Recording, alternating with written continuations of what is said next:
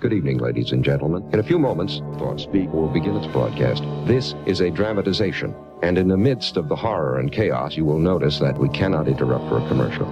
For those of you that have heard the show in the past, you will find very little changed. And if you intend to stay with us for the next hour and a half, all these things are done to let you pull in the reins of your imagination. Incredible? You're absolutely right, it is incredible. And you are about to hear the results.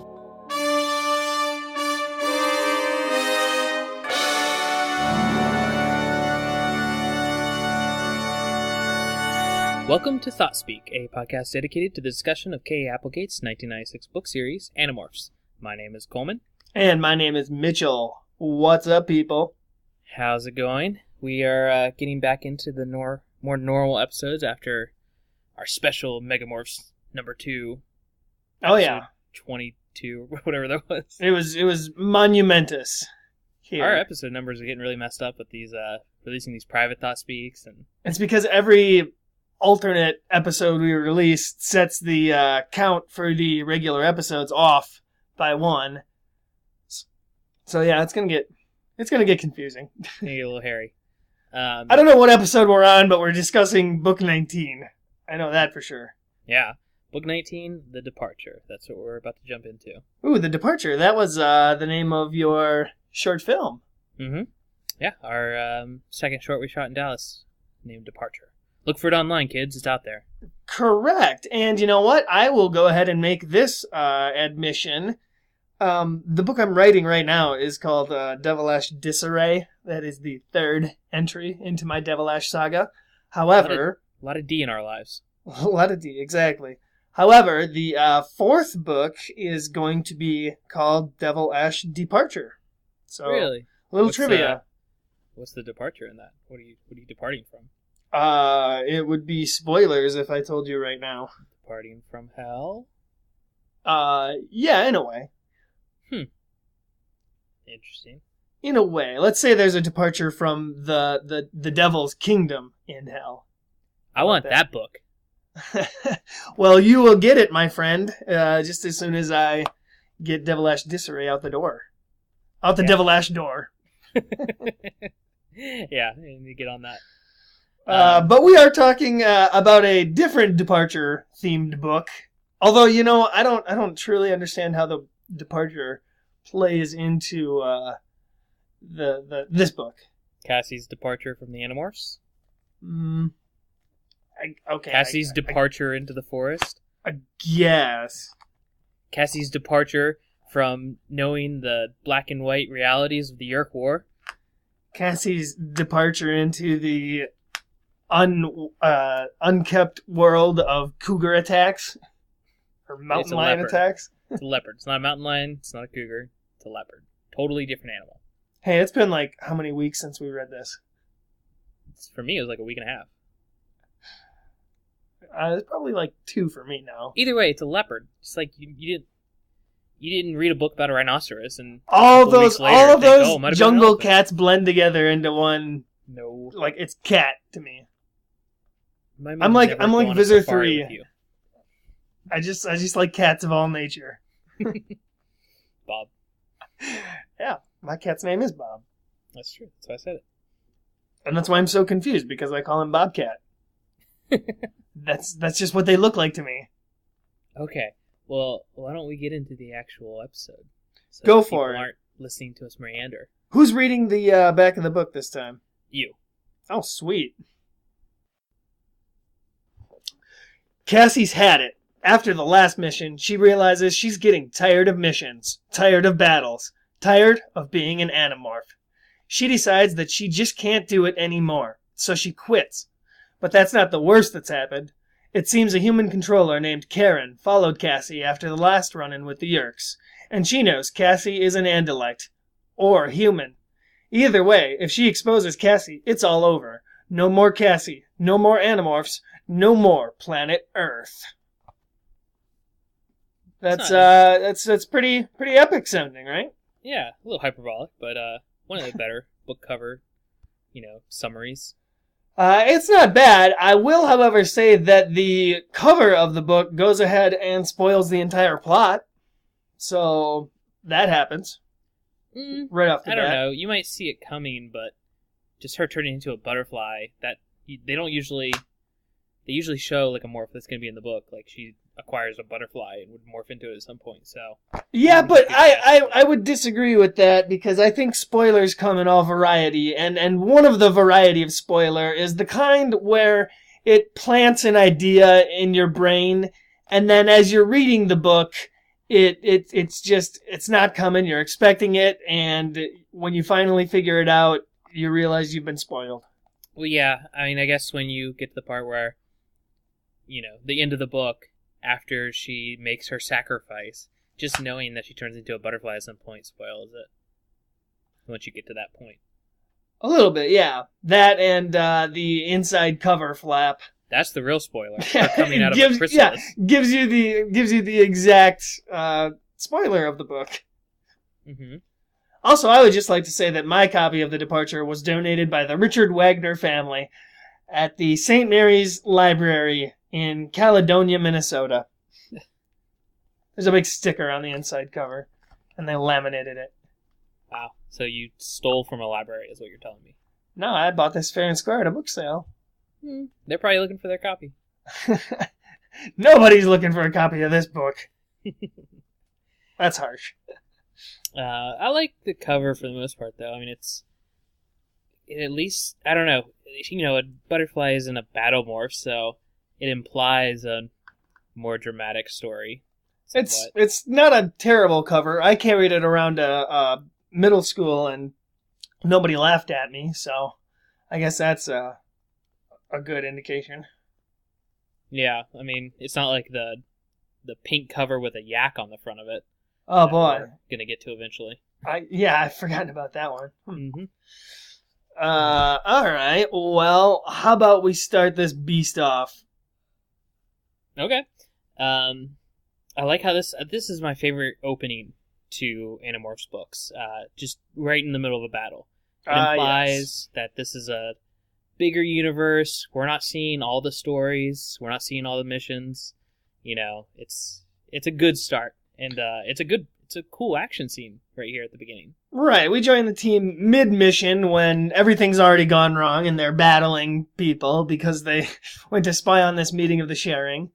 And, they're just doing the regular stuff, fighting some Hork-Bajir.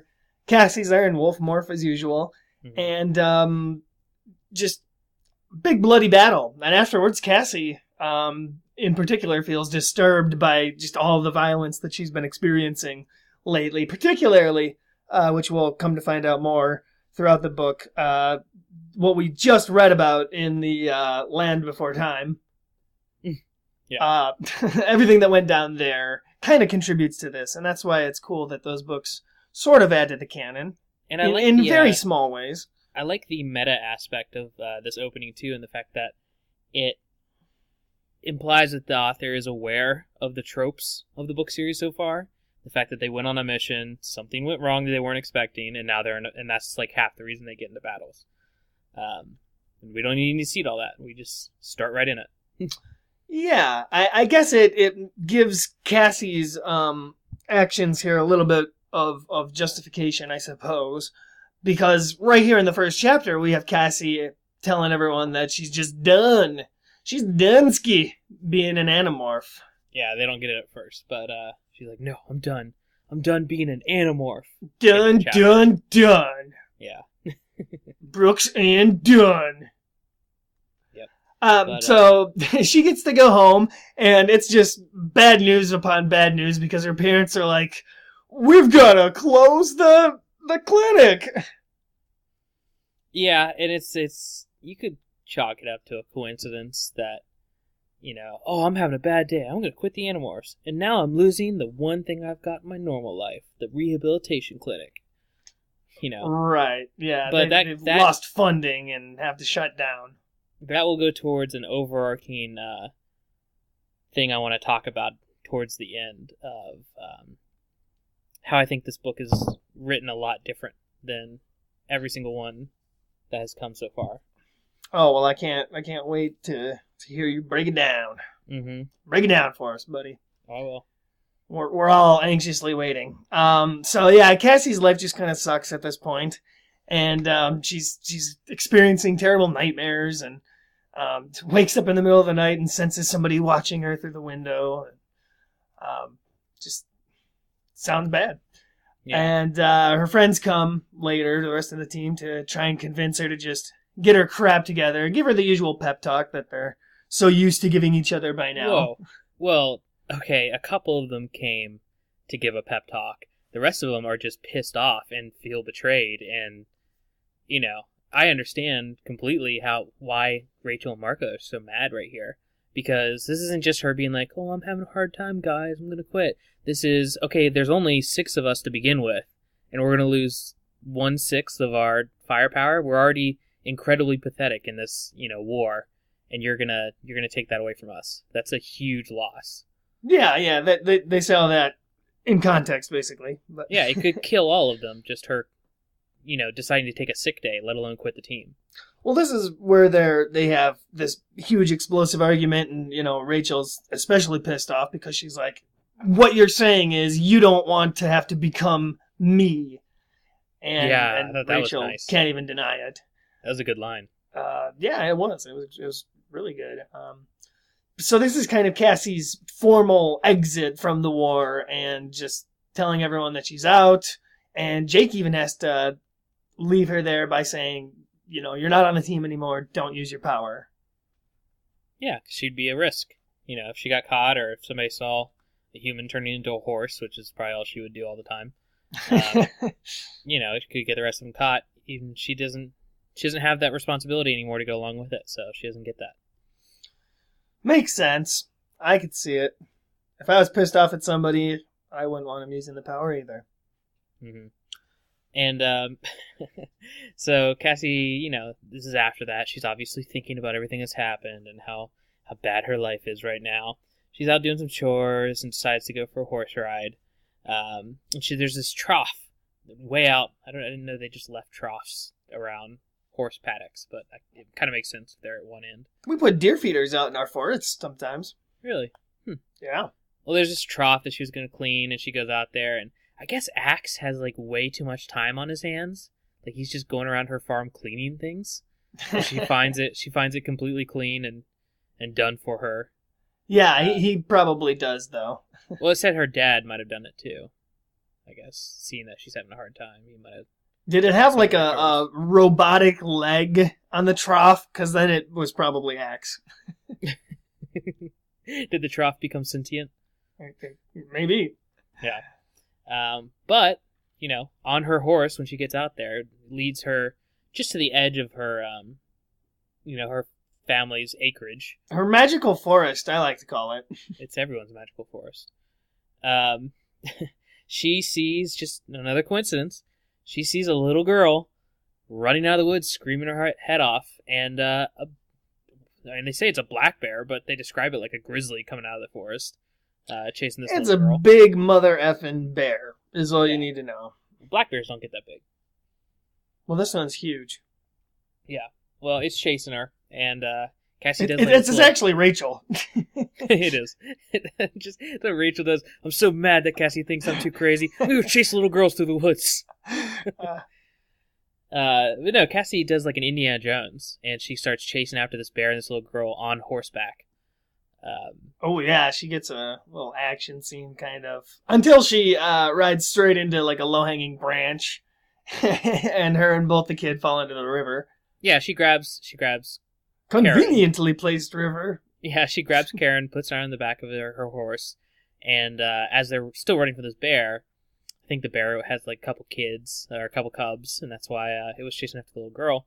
But Cassie doesn't look where she's going, and they hit a branch and go straight into the river. Yep, and like all rivers, they like to sweep people away from the place they want to go. Mm-hmm. It's homeward bound all over again. Oh, so yeah, they end up saving each other, kind of. I mean, she saved her, but then she has to save Cassie. Whatever. They get out of the river and they both wake up, where Cassie ends up meeting this girl, and her name's Karen. Mm-hmm. And it doesn't take very long for Karen to reveal that she's actually a controller. Yeah, and she's the sister, brother? I don't know. Just a little sibling. Yeerks are a little gender confused, but sibling of the controller that was in the Hork-Bajir that Cassie rips out the throat of at the very beginning of the book. So I don't know if Karen knows about that or knew it was Cassie, but well, yeah, that's why we had to mention that Cassie felt somebody was staring at her through the window in the middle of the night. And she was also at that sharing meeting that they busted up. This is the tie-in. This is how Karen ties into everything. But, yeah, so, I mean, Karen says, hey, I'm a controller, starts blabbering about Yeerk stuff left and right, and immediately Cassie's mind goes to what's the entire plot of this book. Do I have to kill this little girl so she doesn't reveal to the Yeerks that we're Animorphs? The Animorphs are humans. It's a pretty good dilemma, I'd say, to face Cassie with, especially. Yeah, I mean, if this was presented to, like, Marco, it'd go a little differently.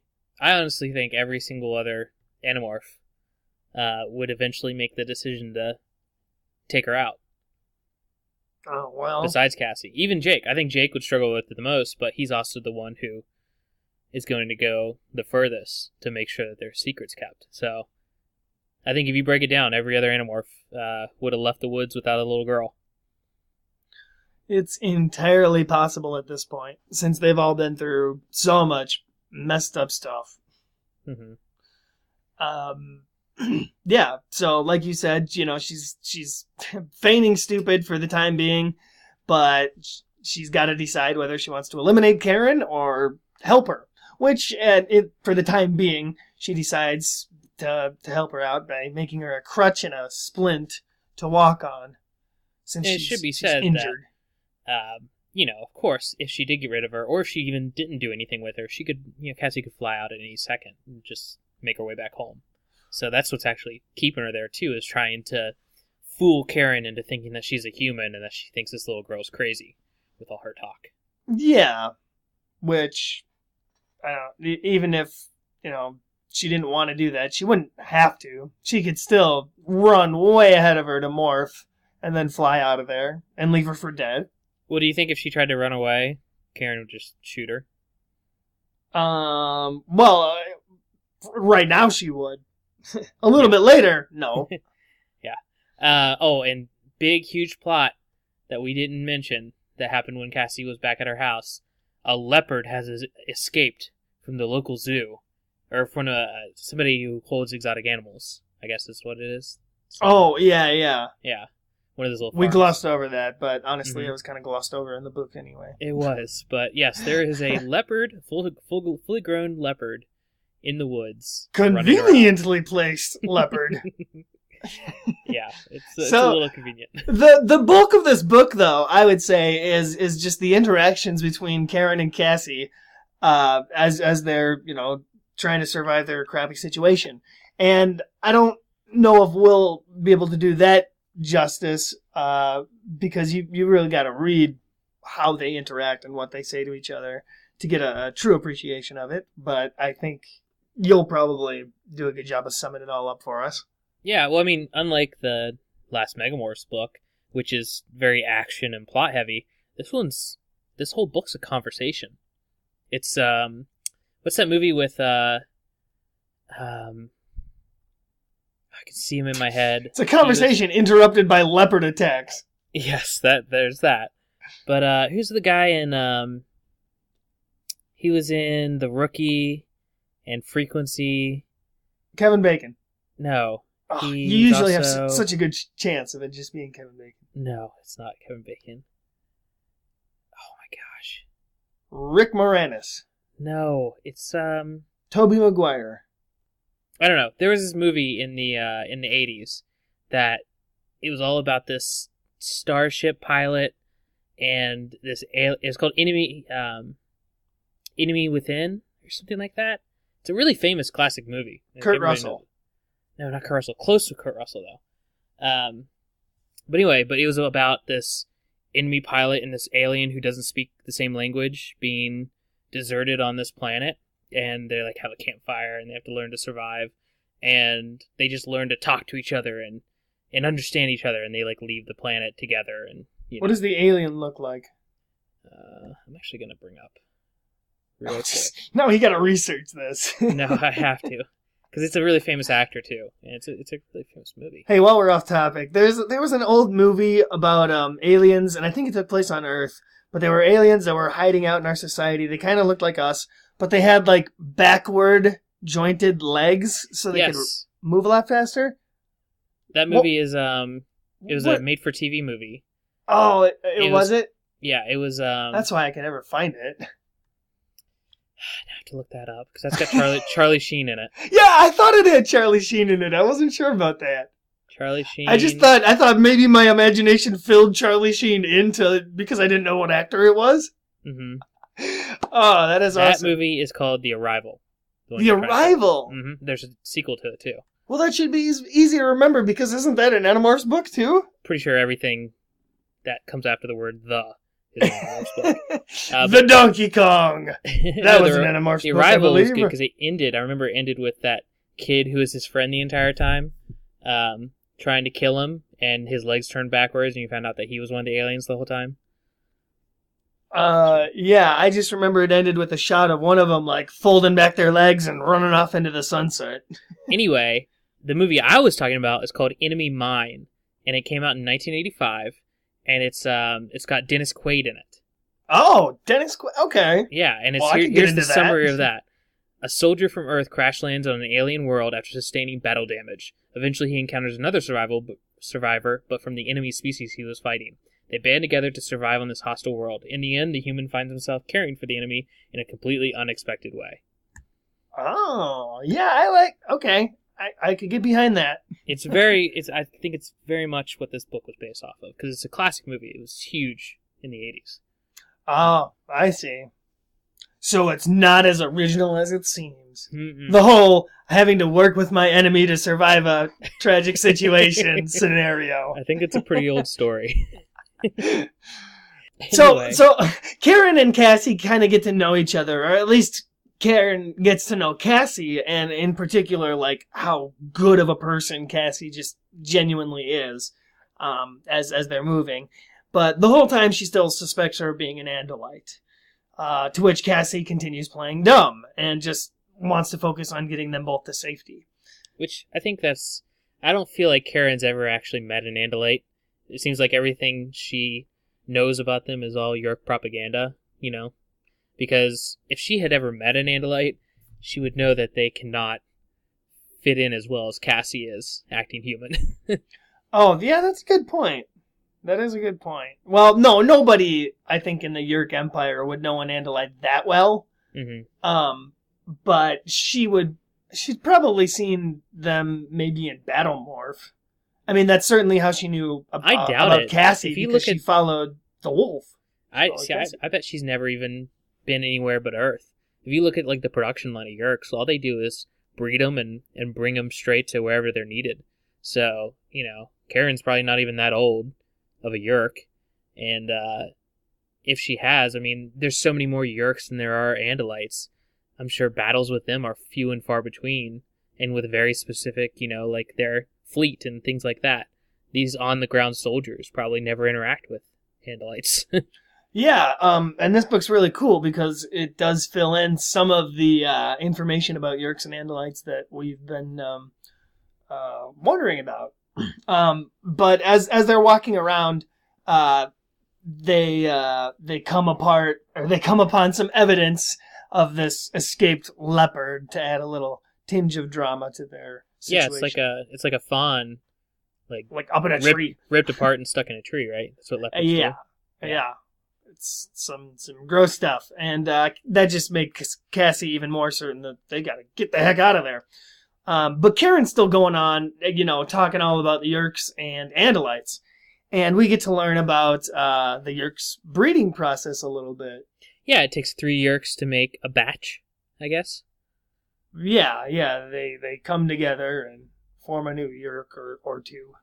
Well, no, they form more than 2. They'd be wiped out as a species if they only form 2 Yeerks out of 3. Because they form together 3 different Yeerks, and then that kills those 3 Yeerks, right? And then it creates like a assume like an explosion of like a pod of them. Yeah, like 20 or something or more. A yerk boom. Yeah. It's very weird. And it definitely wipes out any thought of gender in Yeerks, even though it makes out a lot of Yeerks to be kind of sounding male or female. But that's kind of the good thing because it's based on their control, like who their controller is. Well, I think they only have any consideration over gender when they take human bodies, because I think realistically humans are the only creatures that really put as much thought into gender differences as we do. So, like you have like Visor 1, I know is really into her female human host bodies. It's just, I think it seems to be preference, I guess. Well, whatever they do first. I think what it is as we learn later in this book, a Yeerk, it's not one-sided with them taking our memories and our feelings and everything. They get a lot of that too. They really do bond with their hosts. So I think with a Yeerk going into a female body or a male body, they start feeling that sense of gender or whatnot. Because, yeah, like we've seen in other parts, they keep taking the same gendered host and even look at Visor 1's book. That throughout the whole book, I can't help but read it as a female voice, even though it's just a Yeerk voice. Because she does some very feminine thought processes and ways of doing things and becomes very maternal by the end of it. Yeah, it being a woman definitely changed Visor 1. Mm-hmm. And that's really her whole plot arc. Yeah. So that's a different book, though. I want that book. We're not going to get to it. Get it. We're not going to get to it for years. We'll get there. Yeah. But what we've got now is still cool. Cassie and Karen have found a cave, and Cassie tries to be an idiot and wolf morphs her head to sort of stick in there and sniff for trouble, make sure it's not infested with mole badgers or something. Yeah. And in the middle of this, obviously Karen tries to see what she's doing, and before she can, here comes that leopard we've been being hinted at. Oh, yeah. The first of one of many interruptions by leopard. This is where Karen straight up gets jumped. And Cassie's got no choice here but to morph the wolf and save her. Which, the wolf is able to make the leopard retreat somehow. Just by being any kind of threat, the leopard wasn't expecting that and doesn't want to pick a fight unless it's going to win. Yep. Like 100%. That's animal nature. Mm-hmm. So, cat's out of the bag. Literally. Yeah, Karen, wolf's out of the bag. Yeah, and Karen knows enough about, I guess, Andalite morphing technology that she knows she has to be human because you can't go through straight into a morph from a morph. So, I guess they get like a pamphlet, like all the Yeerks get a pamphlet passed out on morphing technology. Here are the signs to look for. I'd like to think that there's like other signs that are just wildly far out there that are obvious propaganda. I hope they can shoot lasers from their eyes. Like the Andalites have a long tongue that can latch onto any creature's ear and suck the Yeerk right out of it. So they're all just terrified of that or something. Yeah. Well, I'd also like to think that they don't get a pamphlet. They all have to sit down and watch like an old 1950s propaganda video infomercial. So it's like, hey, Timmy, do you know if your brother's an Andalite? Here's how you can tell. But it's made with like Taxons. In costume. Yeah. One of them's wearing like, a kid's t-shirt and a baseball cap. They're Taxons in a business suit. A Hork-Bajir comes out with a wig and it's his mom. Oh, Visor 3. Him and his priorities.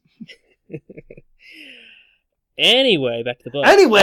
Karen and Cassie are spending the night in the cave. They're bonding. It seems like good things are happening, except Karen's still kind of a little,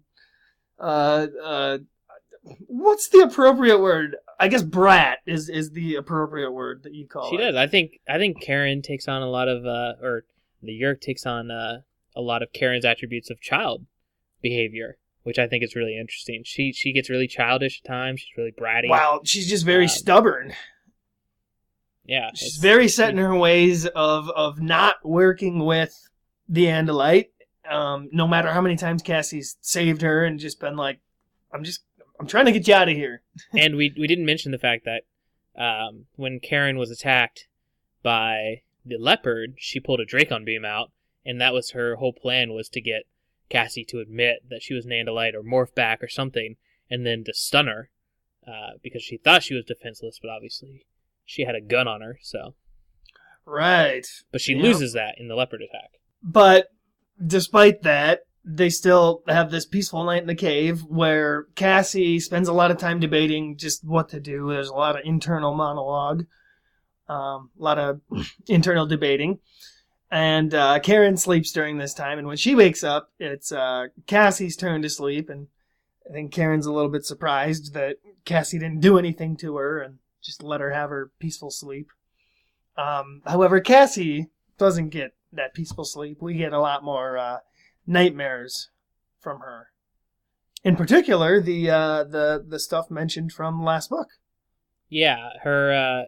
This is interesting that didn't the book right after Megamorphs 1 mention some of those events too? Yeah, it did. So it's weird. Those Megamorphs books were supposed to be like completely separate and off on their own, but I really like that Cassie, having turned into that Tyrannosaurus and ripping into that Triceratops and really losing control, that's really still messing with her. It's cool that they kept that going.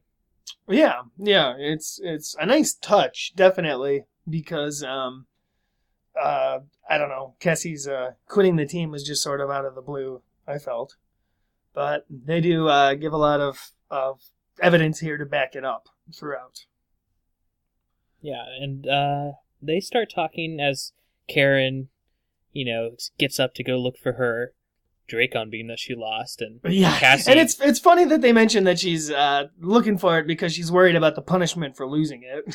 Yeah, they talk about how they're issued one, and it's all dedicated to them, and which is nice because it gives you a little bit more of a look at like the daily life of a Yeerk, which is, I think, something that the series kind of lost out on. I mean, we did get Visser, obviously, but a series or a trilogy or something from the perspective of a Yeerk, or just the Yeerk Chronicles or something, would have been amazing. Yeah, I'd love one that's like you could have an entire book of Bob Yeerk, who wakes up, gets infested, and it's like a sharing branch in another city that doesn't have Animorphs and Andalites and all that stuff, and it's just the day-to-day infestation and trying to further the Yeerk goals. That would be a really good book. A story about, this Yeerk character that you come to sympathize with over the course of a couple of chapters, and then in the very last chapter, he gets transferred to, like, the food court somewhere, and then he just happens to be one of the, like, Hork-Bajir that the Animorphs have to take out on their way into the Yeerk pool. Yeah. And, if you think about it, think of how different the language is and how this book is written, where we learn more about Yeerks and their day-to-day life, versus, like, book 2 with Rachel and Melissa's parents. Like, I feel like it's, like, night and day how the Yeerks are written in that book versus this one. Yeah, that's true. I mean, that was at the point where they truly believed these were not sympathetic villains. They were to be thought of as strictly a parasite that needs to be wiped out. Yeah, I mean, in that book, her parents, even when they're trying to just dodge Visser 3's wrath or whatever, they're still talking like Machiavellian, old school, twirling their mustache bad guys. Yeah, exactly. So it's kind of weird that they would do this book so early in the series, trying to paint the villain as sympathetic.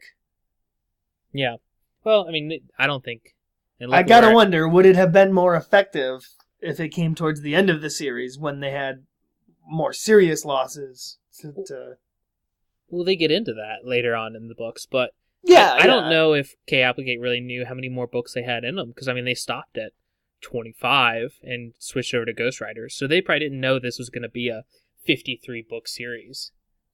I suppose that's possible. Oh, yeah, they could have only planned for 25 or so.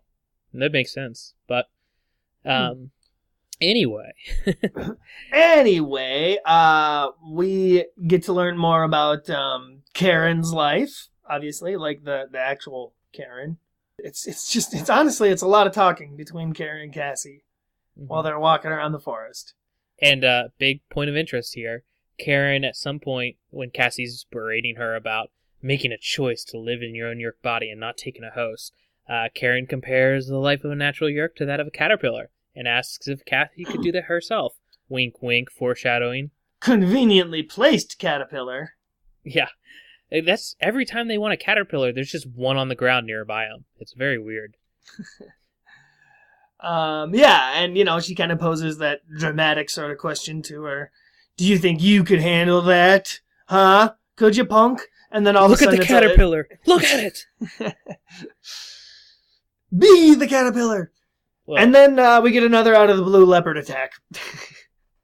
Yeah. This time, though, when it's, really going after them and there's not much they can do, an osprey comes out of nowhere and claws at the leopard's eyes, and it gets it to back off a little bit. Yeah, they get an unexpected teammate, and of course it's Marco. Yeah, of course. And gives Cassie just enough time to really go full wolf and push back the leopard a little bit, and the leopard at this point gives doesn't Marco care. enough time to go gorilla. That's what I'm saying. At this point, the leopard probably would have just taken her out, but then Marco turns into a, 400-pound gorilla, and that's a little more of a sway. Marco goes Ivan and scares it right away. So Karen lives to see another leopard mauling. Yeah, and did Karen get hurt here, or is that later in the next? That's the next one. Right. Yeah. Yeah.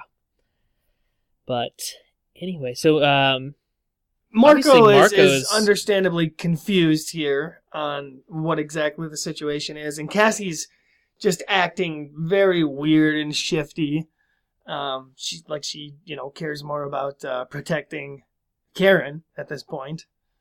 And Marco is, for some reason, gives them a moment alone.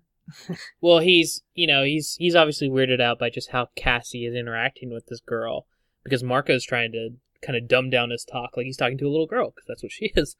And when he picks up on this, obviously Marco's the most pragmatic and probably the most intelligent Animorph. And so he's like, okay, I'm going to go get the others or tell them what's going on. Stay here. And gives Cassie enough time to really sit down with Karen and be like, look, Marco is not me. He's not compassionate. He's not going to let you go. He's going to kill you if he finds out what you are. So you need to play it cool. Yeah, I think Marco, in particular, of the entire team, is the one most likely to even suspect Cassie of trying to harbor a Yeerk friendship, which I think is what he suspects happening. I don't think he expects that much. I just think he's smart enough to pick up something's up, and it's actually kind of, it's very Marco-ish to then try to sneak away. And as we see here, and I think one of the coolest written lines in the book, where Marco talks, and he didn't slip away very far. He went to the tree above them in Morph just to overhear their conversation. And He learns everything. He learns that she's a Yeerk. He learns that Cassie's trying to protect her. And just really shows Marco's character how cold and decisive he can be. It makes him... It's almost... This is one of the notes I wrote down. This is actually maybe my favorite part of the entire book, because it's almost seeing how dangerous these Animorphs are from a Yeerk perspective, because it's exactly what the Animorphs have been doing this whole time. Why Visor 3 is so afraid of them is that when Marco says his line and they look up and see that he's there, and it just completely encapsulates the power and terrifyingness of what they can do with these powers. I mean, it's actually frightening when Marco speaks up, because what he can, because he's the enemy for us, at least a split second right here, and we know what they're capable of. Yeah, I suppose. Though I don't actually suspect, as a reader, I'm saying, I don't actually suspect any harm will come to Cassie at the moment. It's not really harm to Cassie or anything, but it's just... Or Karen, I will say. Yeah, but it's really just having them be on the other side. It's why I like the David trilogy so much. I agree with you. It is cool when they pit the characters against each other. Yeah. Because that does have to happen on occasion. Yeah, it's a cool little scene. It's awesome. Plus, Marco totally calls out Cassie for being a fool. Yeah, we finally get a lot of this, these angers to each other and these resentments finally boiling to a point in this whole book. You know, usually they're all pretty friendly to each other, even though they're not all best friends. We don't see a lot of infighting within the Animorphs, and it all kind of comes out in this book. Yeah, it definitely does, and it all kind of blows over by the end of it pretty quickly, but justifiably so, I guess. Anyway, what are we doing here? Cassie flips out when Marco's there. Kind of knows what's going to go down. He's flown off to warn everybody. He morphs into human right there to try to like figure out what's going on and let Cassie explain herself. And before she can, or gives him any kind of opportunity to morph into something more powerful, she convinces Karen to go into her body and just shoves her head up against Karen's head, and the Yeerk starts, immediately transferring over. Yeah, in one of the dumbest moves in Animorph history. Really dumb. also, unfortunately, the smartest thing she could do in this particular instance. But if Karen's Yeerk would have been even just a little more mischievous or good at lying, or it really was one of these evil Yeerks, everyone would have been screwed right here. And I love that Marco immediately flies off because he already sees 2 steps ahead that Cassie could morph something dangerous and take him out. Right. Yeah. Oh, definitely. I mean, it's right now is like the worst situation possible. One of the Animorphs has been freaking taken by a Yeerk. Yeah, and it's not Jake where they had him under control or anything. It's a completely, Marco's the only one who knows where they are. So he's got to fly back immediately and try to get everybody.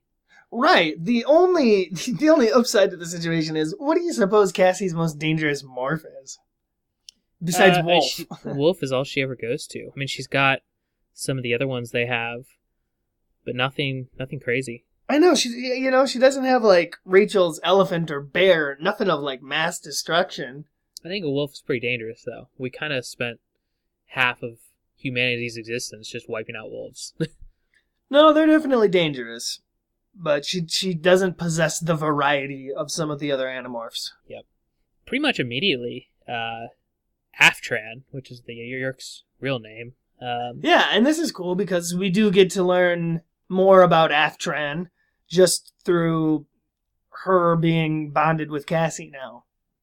Yeah, it's that dual back and forth of emotions and thoughts that you kind of get. I mean, the host doesn't get as much as the Yeerk does because the Yeerk can control everything, but you still pick up a lot. And of course, we've got Aftran learning all about Cassie and the Animorphs. And she switches to bird pretty quick. Oh yeah, she goes Osprey. This is kind of a neat touch though. She goes Osprey and she starts flying, but Cassie notices it's not really like towards anything. She's just like experiencing being free, and how nice that feels for a moment. It's probably first Yeerk to fly. Yeah, that's true. Besides, the terrible Visor. Yeah, that's true. But there's that's kind of to the root of the Yeerk's whole argument, is the fact that they don't get to experience even sight or seeing colors or anything at all without taking a host body. And seeing her enjoy flight so much and being giddy about it kind of shows why Yeerks take hosts to begin with. It's the only way they can ever have any experience outside of being a slug. Yeah, so that's like, getting to watch a really awesome movie on an HD TV for a Yeerk. Yeah. Flying as a bird. And flying around, they notice that there's actually a huge search party out for Cassie and Karen, the little girl. Because the little girl's and there's another search party, too. The Yeerk search party. Yeah, they're all mixed in together, I assume. But, Karen's dad, I guess, is like a billionaire. Is that what it is? Something like that. Yeah, he's a rich guy. He's a mogul, corporate mogul. He's Elon Musk. He's a fat cat. Probably had a hand in the 2008 recession. Maybe. What year did this book come out? Like 97. It was foreshadowing. Yeah, exactly. But she doesn't like, go to her comrades or anything. She instead, she just gives them a little vague warning about the Andalite bandits coming and they should take off. Yeah, because she can see Rachel's morph and the other birds in the air, not that far away. Right. This plot's coming to a climax. And so, surprisingly, she just kind of goes right back to Karen and gives Karen's body the yerk. Yeah, it's really weird how this plays out. It's, she warns him to give him time, but from all the conversation so far, we can tell that this yerk's different. This is one of the yerks who truly doesn't really want to be a part of the war, but it seems like you gotta pretty much enlist as a soldier in the Yerk army to be given hosts and to be able to, live out your life outside of the Andalite-controlled Yerk homeworld. Yeah, which begs the question, what do you do if you're just a Yerk not in a host? Do they serve a function in society? I mean, could they, put them in little water wheels and use them to power their machines or something? Could they do anything? No, I'm sure they have, an economy and miners and everything else. I'm sure there's work to support the Yerk Empire. So they get hosts that way too, but they probably only get Jeds and the really crappy hosts. Yeah, but in their natural state, what are they doing? I like that they finally revealed that they speak through a series of squeaks and clicks. Echolocation, yeah. Yeah, that's neat. That makes sense. Mm-hmm. That gives a little bit of character depth to them. So they can live out their lives as slugs. They can interact, they can breathe, they can talk to each other. Yeah, it just sucks a lot, basically. What was the first Yerk to figure out they could crawl into the ear of some random animal? Who knows? And it was probably, do you think it might have been an undersea fish or something? Yeah, some kind of amphibian crocodile. Yerk crocodile. Who knows? But so we're into the big scene, right? They're in the meadow. Oh yeah. So she's just taking over Karen again. We get a little bit more discussion about what they're gonna do here, and Karen or Aftrin basically has a proposition for Cassie, which is to live out the life of a caterpillar and just stay in that morph. Which sounds like probably the worst thing, a human could possibly be asked to go through, right? Yeah, and it's the whole point of it is that Karen, like we said, or Aftran, is one of these Yerks who doesn't really want to be a part of the war, and I guess she was moved by a lot of what Cassie said as well, and, especially seeing her memories, and she really gets that Cassie is a good person, and this Yerk feels that she's a good person too, but she's just forced into this existence. So she makes her a deal, a very cold deal of live out your life as a caterpillar, and I'll never take a host again. Yeah, so we'll both be kind of doing the same. Yeah. Except one of them cheats the deal. Yeah, well, Cassie goes into it, and Cassie's so torn up and horrified by the idea of living as a caterpillar the rest of her life. She goes through with it, but she's all in her own head, and once she's a caterpillar, she kind of just lets the caterpillar's instincts take over, so she doesn't have to think about or feel what she's actually feeling and thinking about, and how horrible. Yeah, it's like the ultimate depression. Yeah, and so she... You ever been so depressed you actually became a caterpillar? Yeah. Well, Cassie's been there. Exactly. So, this is really cool. So, this is the first normal book where Cassie stops being the first-person view, and we switch over to Jake. Right, yeah, this is a neat little touch. They're like, okay, we desperately need another action scene here, so we're going to give you that, even though you can probably assume how it's going to turn out. They're fighting some human controllers, and Rachel gets hurt a bit, but it doesn't really matter, because they end up finding Karen and Aftrin, who tells them about Cassie's sacrifice, and naturally everybody's pissed, and, just wants to end Aftrin's life right then and there. It's interesting because Aftrin says that when it got close to the 2-hour limit, she started telling her to morph back. So she wasn't actually going to force her to become a Nothlet, but at that point Cassie, A, couldn't hear her because she's a freaking caterpillar, and B, was probably completely lost in the instincts. Yeah, not a good deal for Cassie. Mm-hmm. So they want to beat the crap out of her, but the leopard beats them to it. Yeah, after tells her about the whole deal, and Rachel flat out wants to kill her, and Jake takes the caterpillar and everything. The leopard comes out and actually really hurts Karen and really has her in a spot where they could just let her, same choice that Cassie had, they could just let her be taken by the leopard and it'd solve all their problems, but exactly. Marco you know what all Karen's got going for her is the fact that something always beats the Animorphs to her, so they've got to always be in the position of saving her. Yeah. They never really are allowed to just deal with her. Yeah. And surprisingly, Marco is the one who steps up and saves her from the leopard, and that ends the leopard subplot. Yeah. Funny how Marco's the one who ends up saving her. Yeah, well, I mean, the damage is done at this point, and it's surprising, though, that they actually, go with Cassie's choice and trust this little girl to keep their secret. Cassie's Choice would have also been a great title for this book. It would have been, except it wouldn't have fit their marketing profile. No, I mean, if they got rid of the pattern. The pattern. If they got rid of the pattern. That's what we'll call it. Yeah. Anyway, we've got Jake asking Avtran about the deal that she made with Cassie, just sort of to take Rachel's mind off of killing her for a moment.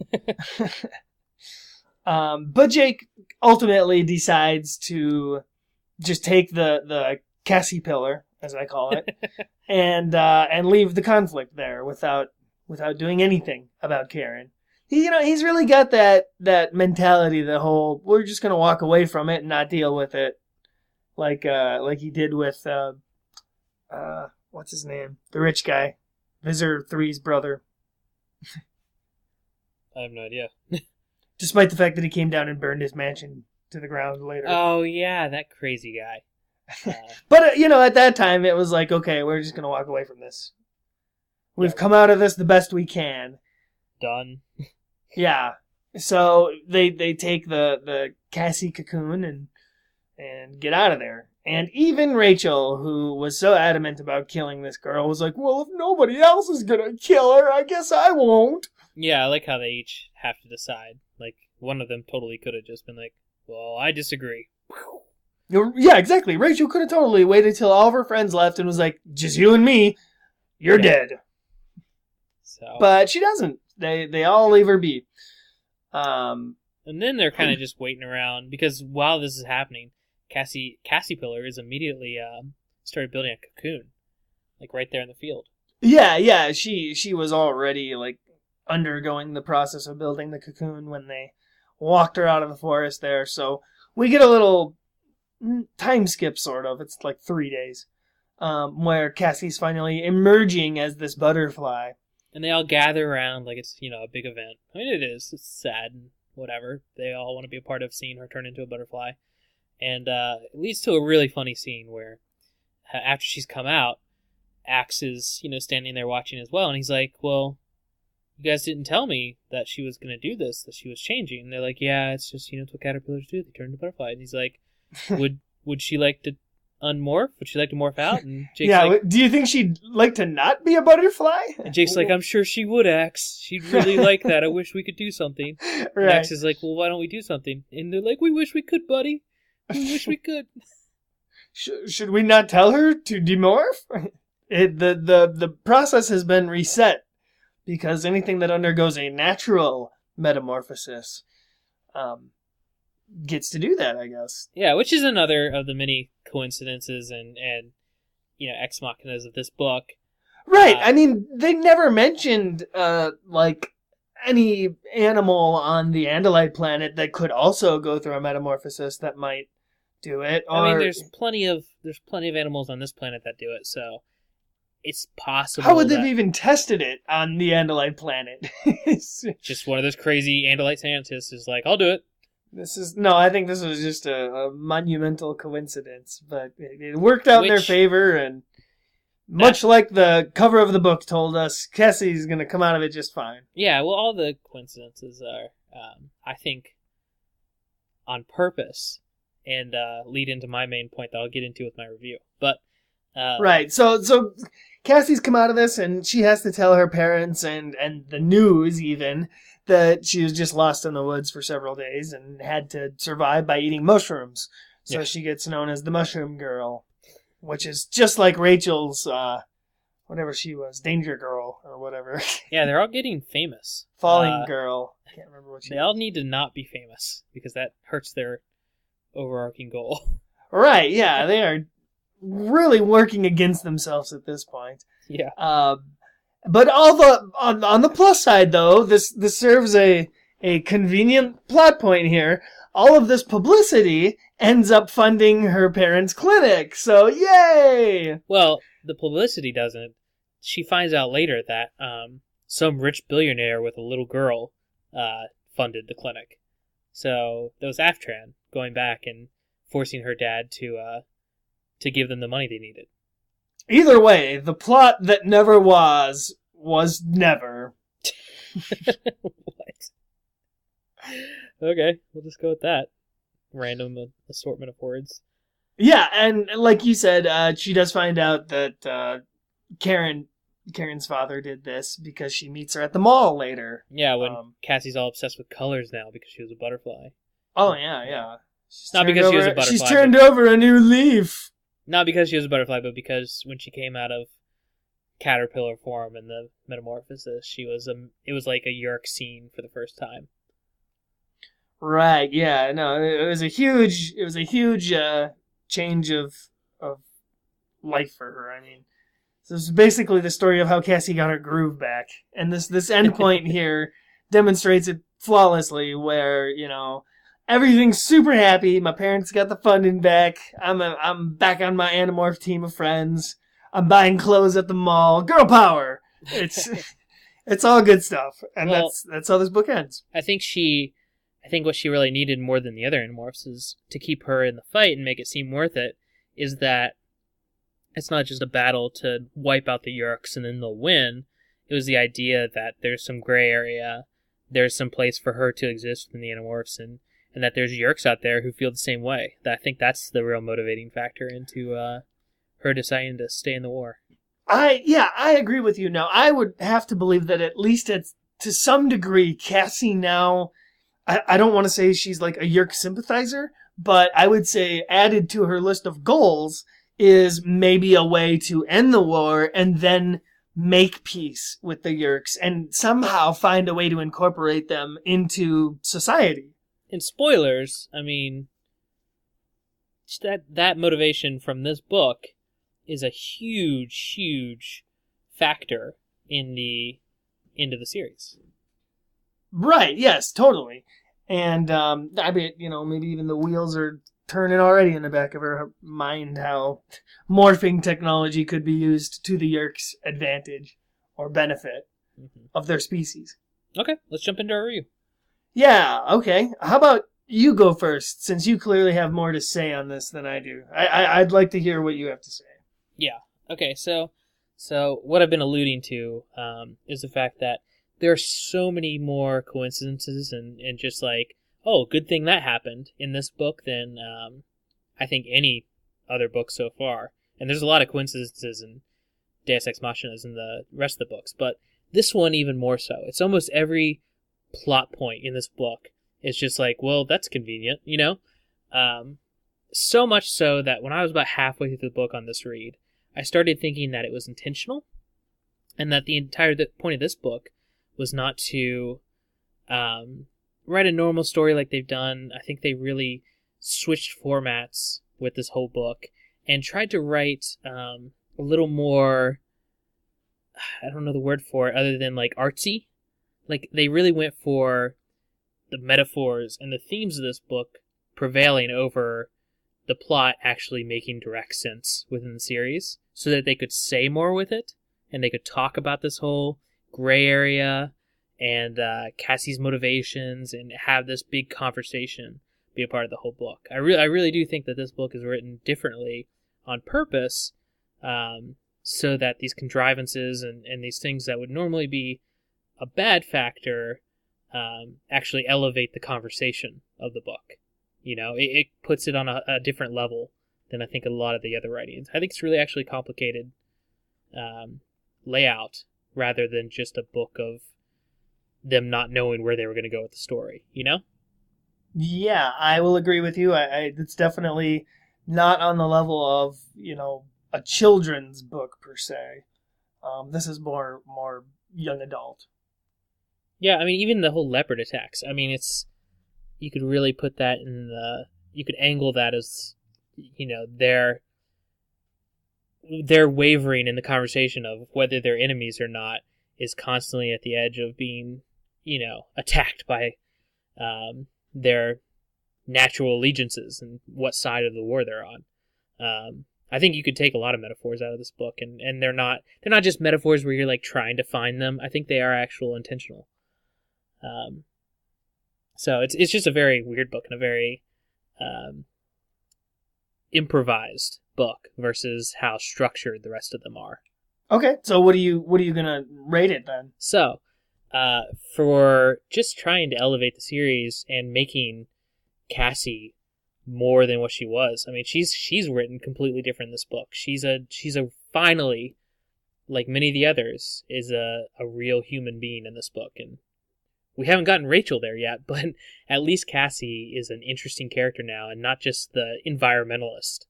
She's dealing with some real stuff, and she seems like a real kid in this book. So just for that alone, it would get a 5 for me. After everything we've gone through and just hating Cassie. But that on top of actually trying to write more than just a young adult book and trying to write this weird format in a series that is all about format, gets it to 5 as well. So, okay. Yeah, so I'm definitely going for 5 out of 5 leopard spots on this one. 5 out of 5 leopard spots. Well, first of all, I want to say, screw you for taking my leopard reference for your rating scale. Wait, I have one more thing to say in my review, real quick. I also think it's interesting that because of how this book starts out, with being in the middle of a battle and kind of insinuating that, there's more going on, I think you could read the first book and you could read this book as a direct sequel and skip all the other books in between. And like if this were a series of only like 5 books, the first one would be number 1, and this could easily be number 2, and it would make complete sense. Oh, well, yeah, then this could be a very important book to include. Yeah. Definitely. So, but it would also transition well, I think, and you would just fill in the gaps with, your imagination or whatnot. Right, yeah. Well, it might have to be reworked a little, but it could. Mm-hmm. That would be interesting. Okay, I probably don't have quite as much to say on it as you do. So how about I will start my review out by just giving you the number, and then I will just try to defend that number. Okay, go ahead. So I'm sitting more at about a 3 out of 5 on this one. Really? And I know that's probably going to be the unpopular opinion, as everybody has told us how they love this book. One dude emailed us saying it's his favorite, and Aftran is one of his most favorite characters from the series now. It's like, holy crap, dude, pressure. But I enjoyed the book totally. It was a very good book, like you said. Not much of a kid's book, more of an intelligent, thought-provoking young adult novel, right? Mm-hmm. I love the enemies and good guys have to work together to overcome situation stories, as unoriginal as they are. If done well, they're awesome. And this is an awesome one, because throughout the whole course of the story, Cassie, through just being herself, is able to sway this Yerk into passiveness. And that's no small feat, I think. Because this is a Yerk who, by the definition, should have every excuse to want to kill Cassie for, taking out her sibling and witnessing that. So, good job for Cassie being able to swing around that. What I didn't like about it, though, are the randomized convenient leopard attacks. Lots of conveniences scattered throughout. I thought Cassie's quitting the team right there in the first chapter was, obviously they wanted to get right into it, spared no time on that, but it seemed kind of out of the blue. And I'm just truly hoping that this is the end of hearing, Cassie whine about being an Animorph, which I think it is. From now on, she just kind of becomes like their sort of voice for reason, but she's a lot more like distant and sort of disconnected from all the violence and that aspect of the team. Mm-hmm. However, just in terms of story, like actual plot, there's some things that are just too heavily relied upon for coincidences, like the being able to morph out of a butterfly morph, having ever chosen a caterpillar morph in the first place. A lot of small things like that. I wouldn't say they detract from the overall goodness of the story. It just brings it down a little bit in my mind. So I give it a 3 out of 5 departures. However, I will say, like, if you're mega Cassie fan, then this is probably a 4 or 5, and I can fully admit that. I'm the least thing. I'm the farthest thing from a Cassie fan, and I gave it a 5. I know. Well, you like stories like this, I guess. Yeah, good ones. For me, as a regular Joe Blow adult returning to the book series, I thoroughly enjoyed it, and I would recommend it to others.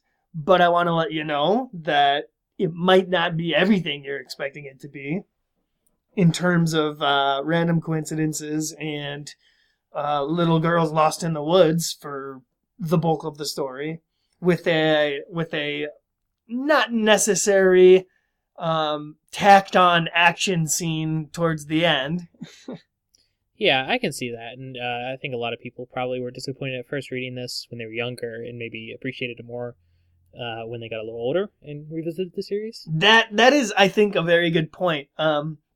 I'm sure a lot of the nostalgia of this book comes from just reading it at a young age, and then rereading it later as adults and being like, "Wow, this was so deep."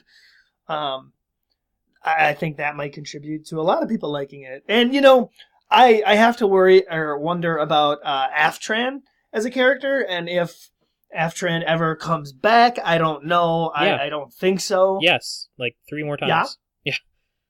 Really? Like a bunch. She's like a main character later on. You're kidding me. No, well, not a main character, but like there's multiple books, I think, that she comes back.